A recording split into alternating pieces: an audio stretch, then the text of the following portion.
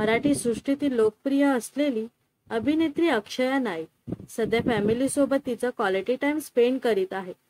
सुंदरा मनामध्ये भरली या मालिकेनंतर अक्षया चूक भूल द्यावी घ्यावी या नाटकात तसेच एक लड़की को देखा तो या पॉकेट एफएमच्या सिरीजमध्ये पाहायला मिळाली। पण अक्षया अभिनेत्री म्हणून लोकप्रियता मिळवण्या अगोदर बालकलाकार म्हणून मराठी चित्रपटात झळकली होती, हे क्वचितच लोकांना ठाऊक आहे।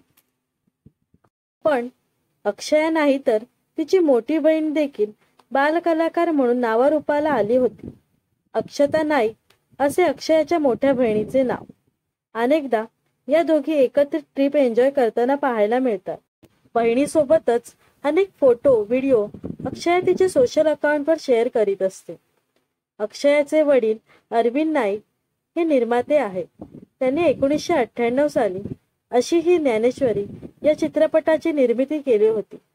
या चित्रपटात त्यांनी त्यांच्या मोठी मुलगी अक्षताला बालकलाकार म्हणून अभिनयाची संधी देऊ केली होती। अशी ही ज्ञानेश्वरी या चित्रपटात अक्षताने ज्ञानेश्वरीची मुख्य भूमिका साकारली होती। चित्रपटानंतर अक्षताने कुठेही काम केले नसले तरी तिची बहीण मात्र हिंदी मालिकेत तसेच मराठी मालिकेत झळकत होती। सुंदरा मनामध्ये भरली या मालिकेत अक्षयाने पहिल्यांदाच नायिकेची भूमिका साकारली होती।